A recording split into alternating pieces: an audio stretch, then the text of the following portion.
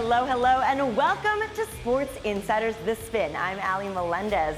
My friends, this is it. The NFL season is finally here as we kick off what is sure to be an amazing journey to New Orleans and Super Bowl 59 in February. My goodness. Of course, the NFL never disappoints, and there are some incredible matchups set for week one. In fact, in just a few minutes, we get the band back together, folks. Not Oasis. Those guys are always fighting. Our guys love each other. That's right. We got Drew Butler, Anthony Becht, and Jonathan Casillas. Truly the best in the biz will be here to take a look at the biggest games of NFL's opening weekend. But before we get to the NFL, let's start it off with some college football, shall we? Here's Drew Butler and Gabe Ikard with a look at this weekend's marquee matchups.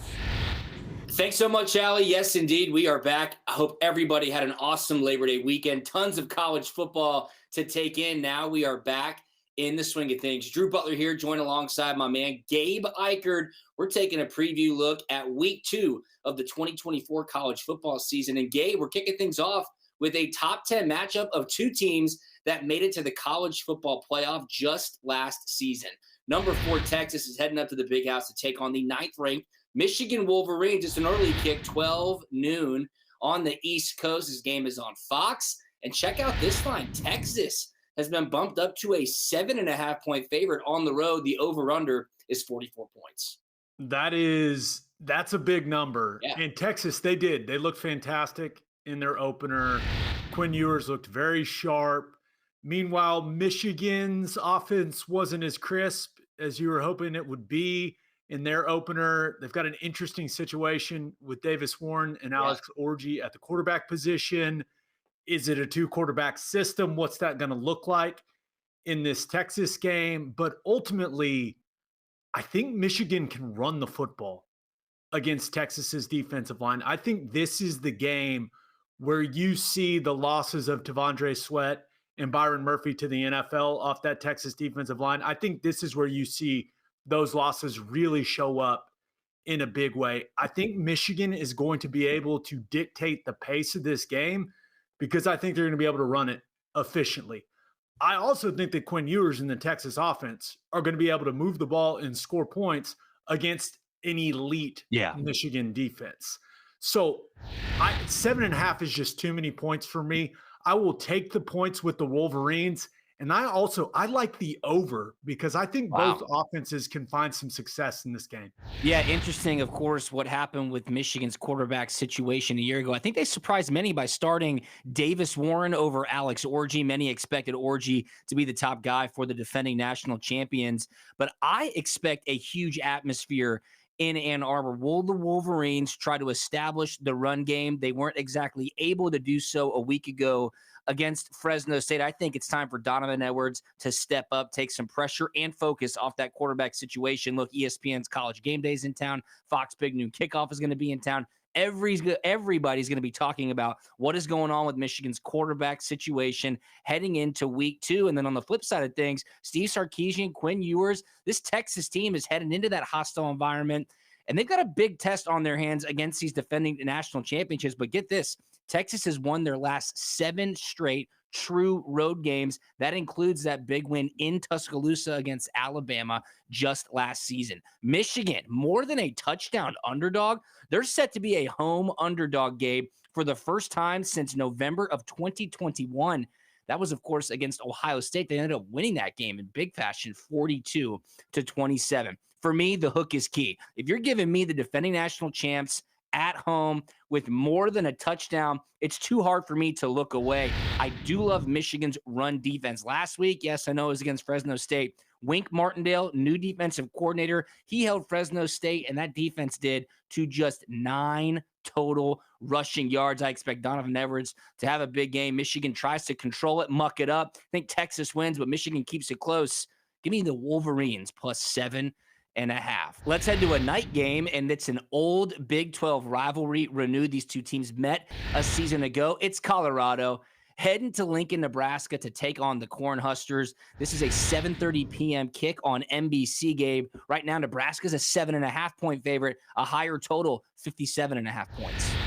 All eyes will be on the quarterbacks in this football game. You've got the freshman sensation, Dylan Raiola, and then, of course, Shedeur Sanders for the Colorado Buffaloes. And I like Nebraska in this football game. Matt Rule was hired to resurrect Nebraska football from the ashes of the Scott Frost era. And I feel like everyone feels like that thing is headed in the right direction.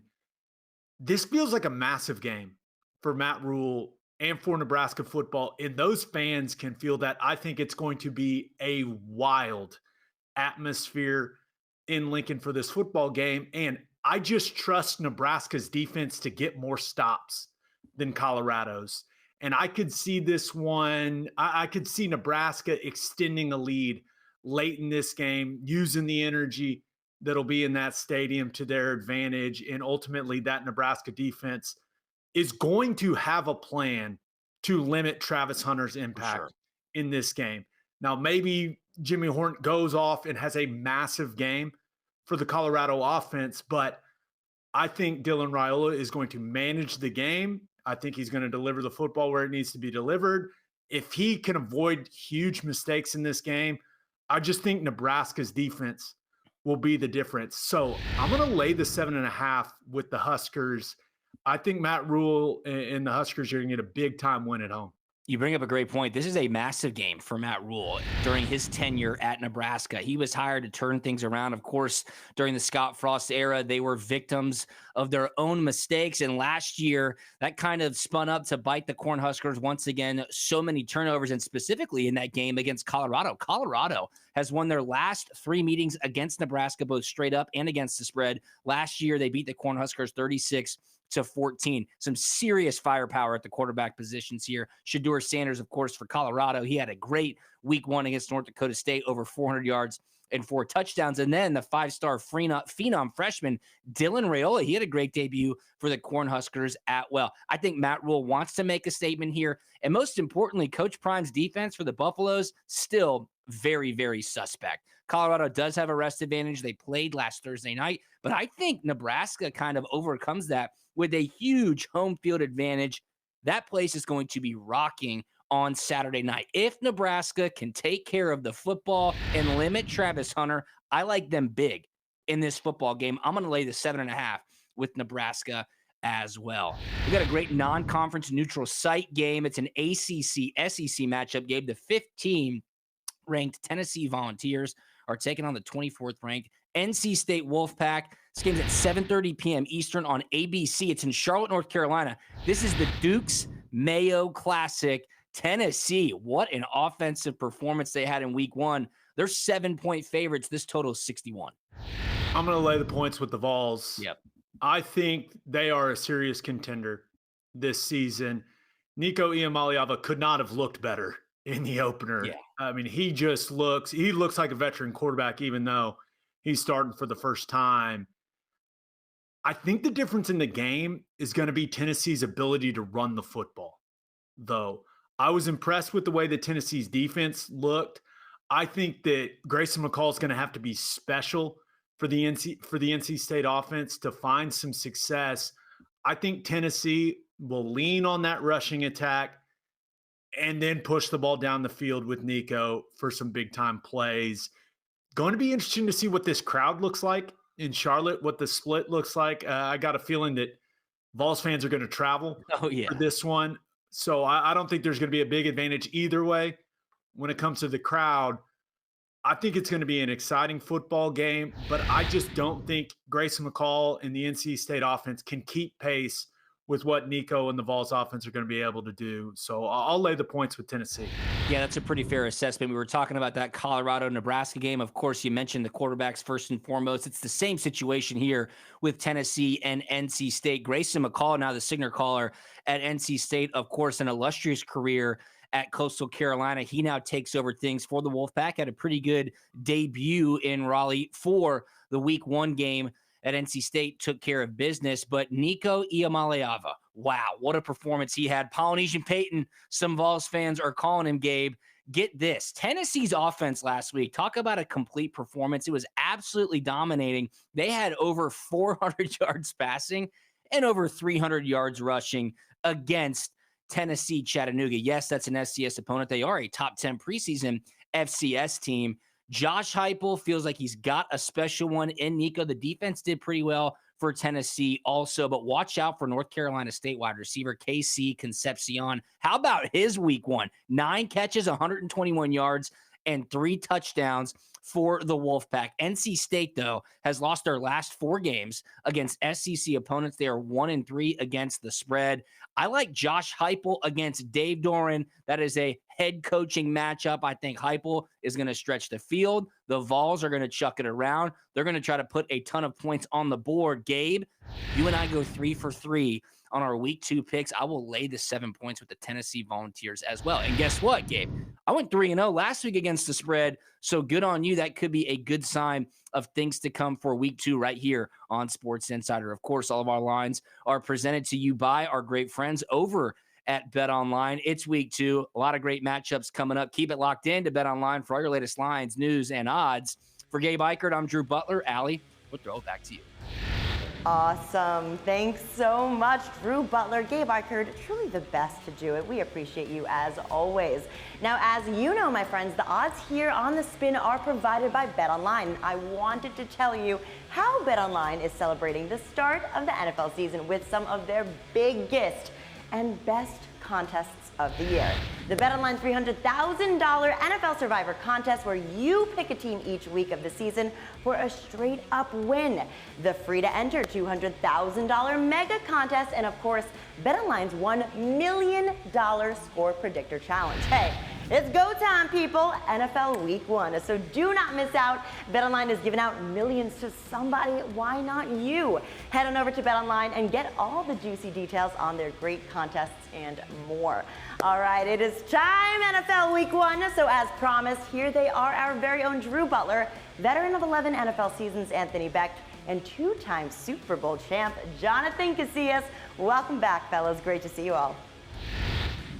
What's up, Allie? That's right. The band is back together, and we are fond of one another for many reasons, but the most important reason being is that the NFL season is back. Drew Butler here, joined alongside my guys, Anthony Becht and Jonathan Casillas. It's week 1 of the NFL season, so let's dive right into it, guys. We're starting with an AFC-NFC matchup in the dog pound, the Dallas Cowboys at the Cleveland Browns, 4:25 p.m. first kick on Sunday afternoon. Right now, Anthony, the Browns are 2.5-point home favorites. This over-under sits at 42 points. Yeah, fellas, good to be back for another season. Man, week 1's always tough, right? There's a lot going on really with both of these teams that kind of worry me about who I would actually pick. But when you look at the Browns, number one, they got a great defensive line. I mean, that's going to be an advantage. And for me, Dallas Cowboys the same way. Their defensive lines, to me, will always have an advantage. And you look at both for the offensive line for Dallas, a couple key new starters, right? Especially Guyton at the left tackle position. Could be a long day for him. How does that change the passing philosophy? What will the continuity be with CeeDee Lamb when he gets out on the field? How will that look early in a game? And Ezekiel Elliott, yeah, pound and ground, but how much does he have in the tank to really get this offense going? So I'm thinking about sputtering early on for this offense. And then on the other side for Cleveland, look, they had a lot of success on offense, but it wasn't Deshaun Watson that was helping him and leading them. There's a lot of question marks on what he will bring to the table as far as how quickly he will start. He's got weapons around him. He's got Cooper. He's got Njoku. He's got plenty of guys, a good offensive line, but how aggressive will they be? He didn't look great last year coming out of the gates, and then he got injured. I think, right now, not having a lot of live reps as far as in-game, no preseason, what's that going to look like? So both teams. So as I look at this game, I'm going to stay away from picking the winner. I think the under 42 in this game looks really good. It's very deceiving and may make it tough for you guys to look at that. Well, these are offenses they can score, but to me, man, I think it's going to be a little shaky, and I think defenses prevail in this one. Yeah, I like it, man. I'm a little bit more, out there because I got the Cowboys. And, for me, I like to take an opening stab at them real early in the season just to let y'all know where I stand at for the year. But look, same thing what you said, Anthony. Tyler Guyton, he's a guy that when you look at this team and the matchups, right, on the other side of him, you got Myles Garrett over there, the defensive MVP from last year. He may have a field day. Sometimes left tackles, right tackles, when they come from college, college, they have a hard time adjusting to the speed of the NFL. And we're talking about Myles Garrett. We're talking about one of the most explosive, dominant players in the game going against a rookie. Hopefully he can hold up. If not, it could be a long day for not just him, but for the whole offense, because we know these pass rushers can wreck games. Now you look at the other side. Dallas finally got their they got CeeDee Lamb signed up and sealed the deal. Yep. Dak Prescott is coming off of 36 touchdowns. And look, Ezekiel Elliott is back. He may not be that explosive guy, but they brought him back because he's reliable. He's not going to get, I think, most of the carries. I think Dowdle and Deuce Vaughn is going to get mixed up into that bunch. So I think it's going to be more of a ground game, a defensive game, because you're talking about two really strong defensive teams here that always do very well against the pass, right? And then on the other side, you got Deshaun Watson. And I agree with you. He didn't have that great of a year last year, but I always remember the potential. And I think he's probably going to get back to that form, and they're going to go ahead and smack Dallas around week 1. So I'm going to lay the points and go with the Browns here today, Anthony. Yeah, Cleveland's got a lot of hype, fairly certain a lot of hype heading into the 2024 season, of course, after having the best defense in the National Football League just a year ago. You guys have both mentioned Myles Garrett. He's going to want to feast on Dak Prescott. There's no question about that. And Dak is certainly in prove-it mode heading into the 2024 season. Yes, CeeDee Lamb got paid, so now Dak will want to make a point that he should be compensated as well. Is Mike McCarthy, head coach of the Dallas Cowboys, who I think is definitely on the hot seat, is he going to put this offense in the best situations to replicate the success that they had just a year ago? And then Kevin Stefanski having a quote-unquote healthy Deshaun Watson. Everybody's waiting to see what that looks like. Look, when's the last time Deshaun Watson started a game? Well, it's over 300 days ago. You pair that with the monster contract that Cleveland has paid him. It's time for him to get out there and produce for the Cleveland Browns and their fan base. I'll just tell you this right now. That atmosphere is going to be rocking. It is a short number. It's less than a field goal. Tom Brady making his broadcasting debut in the booth as well. I'm going to roll with the better defense here. That, of course, is the Cleveland Browns. I think the Browns can win this game by a field goal, so I'll lay the short number, Browns -2.5, kicking things off this NFL season. All right, let's take a look at Sunday Night Football, guys. It is a great playoff rematch from a year ago. These two NFC teams seemingly building up a rivalry. The Los Angeles Rams are heading to Motown to take on the Detroit Lions. Like I said, 8:20 p.m. Sunday Night Football kicking off, and the Lions are 3.5-point favorites at home, Anthony. This total a tick higher, 51 points. Yeah, listen, this is a game for me where I think offenses prevail on both sides. And even though the Detroit Lions have a very good defense, they do have a renewed secondary on this team that may take a few weeks to kind of get into the shuffle. McVay is going to have a really good plan for, how they block up Hutchinson on the outside and getting the ball to the receivers. Everybody's healthy. Cooper Kupp is healthy. Their running game was strong. Matthew Stafford, playing in this game. Those are strong points offensively. I think, they're going to score points. And on the flip side, Ben Johnson, what he's done offensively, staying back, the weapons are there. Jared Goff, this team was, a few plays away from being in the Super Bowl last year. So yeah. I think they're hungry. They're driven. They got a chip on their shoulder. As I look at this game, I really got to look at the home team. One thing that kind of sways me is that hook. So take the hook off, buy the juice to take the hook off, get the Lions at home at -3. I think they win by a touchdown.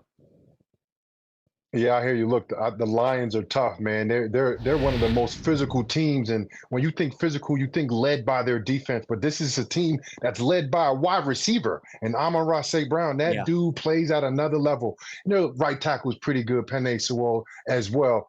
And then look, I like when we talk about matchups, and it's usually offense versus defense, but this is, the quarterbacks here, Stafford versus Goff. This is the third time around. Goff got the best of them last time. I think this is going to be a revenge game for the Rams. I think they're looking for blood. They're going to come out. And look, the Lions, they were one game away, right, from really making it and really cementing their legacy as a franchise, something that they haven't done for a while. But Matthew Stafford has been there, and he's won it. And I think he's looking for revenge this week. So I'm going to go ahead and take those points and go with the Rams, boys.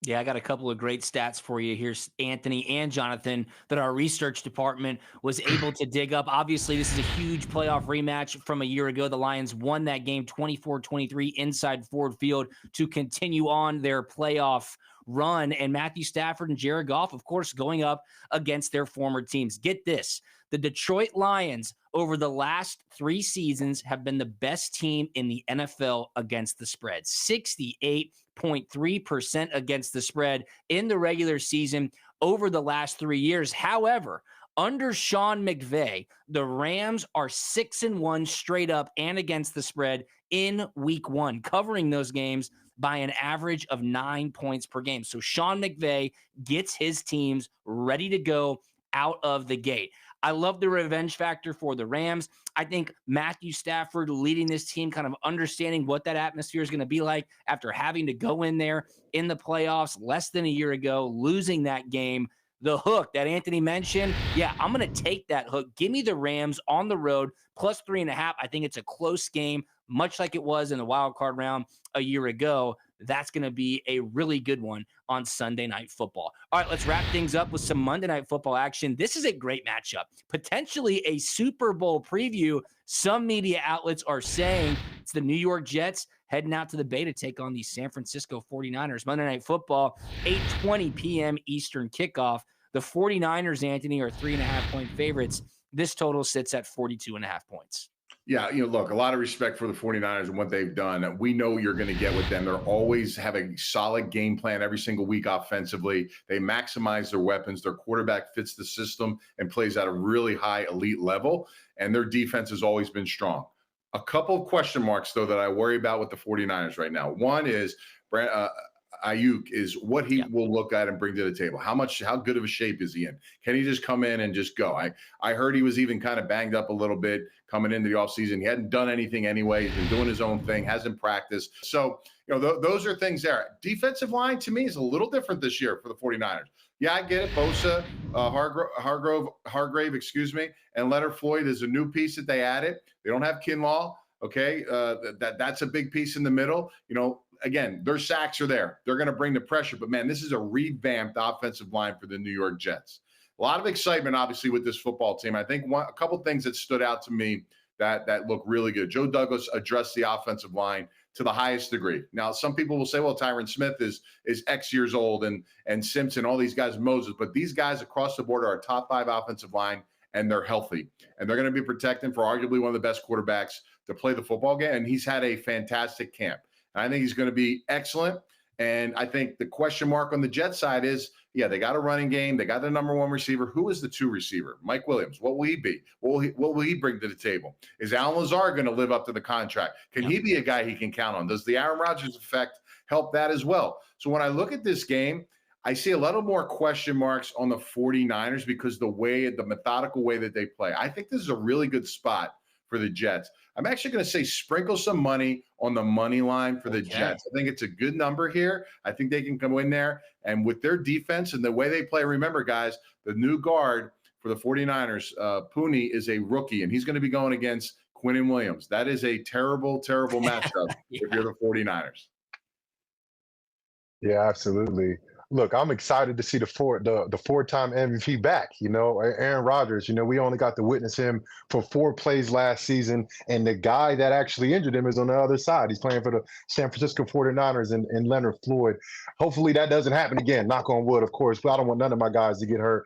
But look, I'm excited to see where Aaron Rodgers has this Jets offense led by their wide receiver. And he's a little guy too, Garrett Wilson and Breece Hall. That's the thing. When you have a running back like Breece Hall, you don't have to rely on the arm of your talented quarterback. You can rely on the run game. They short up the tackle positions, like you said earlier, with Tyrone Smith and Morgan Moses, And I expect them to be a solid offense this year, representing the AFC East and actually making some damage and competing with those other 2 powerhouses in the Miami Dolphins and the Buffalo Bills. And I think they're going to start getting the ball rolling early in San Francisco. And look, I love what San Francisco did in keeping Ayuk. I know they were talking about him leaving, but he makes that offense go. Yeah, Debo is there. Yeah, CMC is there. But Brock Purdy, in the NFL nowadays, you got to have a reliable number 1 receiver. And Brandon Ayuk is that. He's a big play potential type of guy. But on the other side of it, we're talking about the defense, Quinnen Williams, Quincy Williams, Mosley, you got some guys. Let's not talk about their defensive backs that actually can run with some of these wide receivers. Sauce Gardner, Breed. they're going to be able to match up pretty well against a very talented San Francisco 49ers team. And I think this game, like you said, the Jets might be able to run away with this one. We'll see. Wow. But I'm gonna go ahead and lay them points, and I'm gonna go with the Jets on the road. All right. San Francisco's had to deal with so many distractions just in the last month alone. How are they going to overcome that to kind of get the band together and move forward starting out this NFL season? Anthony, you mentioned the Brandon Ayuk holdout. Yes, of course, he was able to sign the contract that had been on the table for over 4 weeks, supposedly maybe dealing with some injury situation as well. Trent Williams, 350 pounds. You haven't been getting any reps. Yes, you're the best in the league. What will that look like? Not even to mention the almost tragic Ricky Pearsall situation that happened over the weekend. Brock Purdy is going to have to get these guys together and go take on the New York Jets, who have a ton of hype heading into the season, and say, let's all go put it out there. The only time Brock Purdy has looked less than average is when his skill talent around him has not been available to him. Now, they'll be available to him, but will they be in the type of form that he is used to when the 49ers look like one of the most unbeatable teams in the league? The 49ers offensive line's been banged up as well. So again, what will Brock Purdy look like in regards to them having to go up against this stout New York Jets defense? Aaron Rodgers is back. He's healthy. That is huge, and it equals big-time expectations for the Jets this season. The Jets roster, as Jonathan mentioned, absolutely loaded on both sides of the ball. And one thing that not many people are talking about, Robert Saleh and his familiarity with Kyle Shanahan. Look, the head coach of the New York Jets used to be the defensive coordinator for the San Francisco 49ers. He knows exactly what Kyle Shanahan is going to try to dial up against his defense. How will he be able to react to that? Who will win that coaching battle? How does he get up in Brock Purdy's face? These hooks, man, it's NFL season. They're oh so important. I love the Jets plus 3.5. I also like that little pizza money action that Anthony threw out. Of course, it's Aaron Rodgers. He's back. I saw my man Peter Schrager from the NFL Network pick the Jets to be the #1 overall seed in the AFC at the end of this regular season. Aaron Rodgers gets the boys rolling. Those Jets storylines will be buzzing after week 1. Give me the New York Jets plus 3.5 on Monday Night Football. Man, it feels so good to be back talking National Football League ball with my guys Anthony Becht and Jonathan Casillas. I'm Drew Butler. We're loving it here on Sports Insider. Ally, we'll throw it back to you. Oh, man, I am so excited for all the action this season, of course, to be back with the best. We got Drew Butler, Anthony Becht, Jonathan Casillas. I cannot wait to be joined with you every single week. Friends, that is all for this edition of The Spin. Remember to get all the latest odds, news, and info at sportsinsider.com. Enjoy all the action this weekend, my friends, and we'll see you next time right here on The Spin.